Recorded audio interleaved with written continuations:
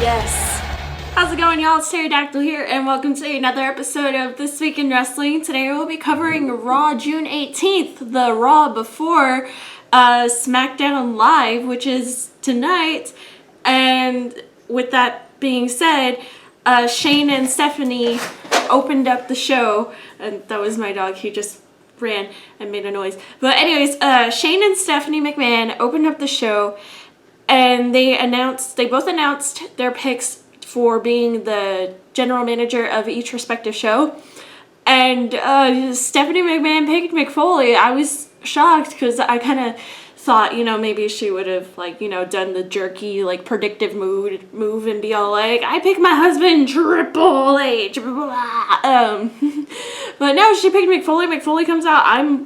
I just, jumped with joy. I'm like, dude, Mick Foley. And then Shane goes like, okay, yeah, that's a really good choice, Stephanie. But I got somebody who's bigger than Mick Foley. He's the underdog. He deserves this. And I'm like, Daniel Bryan? And of course, everybody, as they expected, it came true. Daniel Bryan comes out. His music hits. The entire arena is a sea of yes. And I'm like, dude, this is amazing. It's great. Daniel Bryan's back. He talks about how he can't stay away because he loves wrestling too much. And then we all know that he had to retire very early in his career due to injuries and stuff, which is really sad. But he's still back and still a part of WWE, even though he is on commentary for the Cruiserweight Classic division and all that stuff. But in speaking of the Cruiserweight division, that is going to be coming back, and it's going to be exclusive to Monday Night Raw. So hey, the belt's going to be coming back, hopefully. I mean, that's amazing. I'm so excited. So that was about a 20-minute segment, and I don't care how long that segment was. It was beautiful. It was a fantastic way to open up the show, especially since we're kicking it off into the new era. SmackDown Live tomorrow night, just technically tonight now. But after that, the first match of the night was Cesaro and Sami Zayn versus Kevin Owens and Chris Jericho. And I've said it once and I'll say it again, Kevin Owens is a fantastic heel, and he's probably one of the best heels in the business. Of course, next to Chris Jericho and Shawn Michaels and all those other big names. But so the way the match ended, Sami Zayn and Cesaro won via roll up. That's 2 pins via roll up I had seen on Monday, and yeah, I'm looking at you. What culture? I mean, you guys complain about roll ups sometimes, and yet yeah, whatever. After that, it is Alberto Del Rio versus Darren Young, and Darren Young blocked the hate, and he managed to block out Alberto Del Rio. Darren Young won, so yay, I think he might actually have a chance at beating The Miz at Battleground. Maybe he'll lose at Battleground, and then they'll be like, a rematch at SummerSlam. Or maybe they'll just straight up give it to Darren Young at Battleground. Who knows? After that, it is a big, what I believe was a 12-man tag match. It is Enzo and Cass plus John Cena plus The New Day versus The Club and the Wyatts. And they talked more than they wrestled. It was a really big segment thing before the Wyatts came out. Of course, there was usual banter. They kind of played off John Cena to be the old man, I don't know what's going on. What do you guys mean by how you doing? What are you guys saying? And then the New Day are that's Enzo and Cass. Here, let me give an example. And then Xavier Woods starts naming off Pokemon, and he's like, I'm a level 21 Pokemon Go trainer, and I'm like, God, no, come on, Woods. And I don't trust him anymore. He's Team Valor, but it's okay. Team Instinct is better. But anyways, the match happened. It was pretty wild. Was it good? Nah. But it was wild, and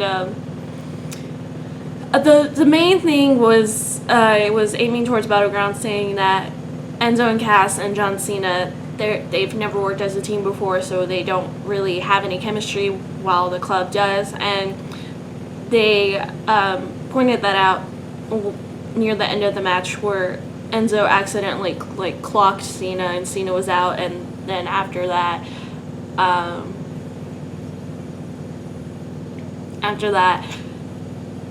AJ Styles hit the Styles Clash and then pinned the club, and the Wyatts win. After that, it is Baron Corbin versus Sin Cara, and it has been announced that the Lucha Dragons are not going to be a team anymore because they want to pursue singles careers. And it was a quick match. With that being said, we're like, moving on. It was a quick match. Baron Corbin delivered the end of days, got the pin. Yay, Baron Corbin wins. All right, new background because my camera it's trash. I charged it before recording and it decided to die twice on me. So here we are now. Moving on from that mess. The next match is Sasha Banks and Becky Lynch up against Charlotte and Dana Brooke. And I just really want to say, I feel like Becky Lynch and Sasha Banks would be, really great friends to have. But, anyways, the match was going pretty well, and then Natalya came out. She can't wait for Battleground to happen, so there was a disqualification, making Charlotte and Dana Brooke the winners, and it didn't stop there, because after that, Charlotte and Dana, they took their time, and they started targeting, can't speak today, they started targeting Sasha in the middle of the ring, taking her down. That's it, the end, everything just stops. The match after that, it is Rusev and Sheamus going up against Dolph Ziggler and Zack Ryder. Yeah. Rusev got the accolade locked in, there's a tap, Rusev and Sheamus win. That's really it. Alright, so now it is time for our main event. It is Dean Ambrose versus Seth Rollins and the WWE World Heavyweight Championship, or just WWE Championship, who knows. Either way, that title is on the line. The match was great. Dean almost put Seth away in a really nice win, but Seth got his leg on the rope right on time. Really, there was a split second left before the ref hits 3. The match was great. I'd like to see the match again at Battleground instead of the Triple Threat, because I'm iffy on the whole Roman Reigns situation. But anyways, let's just skip to the part where a lot of people were there was a double pin. Dean and Seth's shoulders were both on the mat, and the ref had previously gotten hit in the head, so he's just kind of well, I don't know what I'm doing, but he's doing his job, so he counts the pin, and everybody's who won? Is Seth the new champion? Is Dean still the champion? Nobody knows. The ref can't speak or anything. He's I don't know, I just did it, I just did my job, guys. And then, so, because Stephanie favors Seth, and, she really does not like Dean Ambrose, she grabs the mic, and she's just you're new WWE champion, Seth Rollins. So Seth, grabs the belt. I'm yay! Yay, Seth!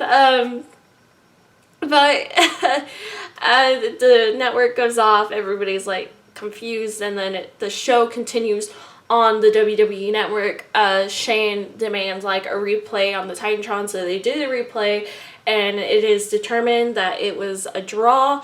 Therefore, Dean Ambrose is still the WWE World Heavyweight Champion. Yeah, that's it. That was Monday Night Raw. So thank y'all so much for watching. Don't forget to leave a like, comment, subscribe, and all of that good stuff. And as always, I will see y'all later.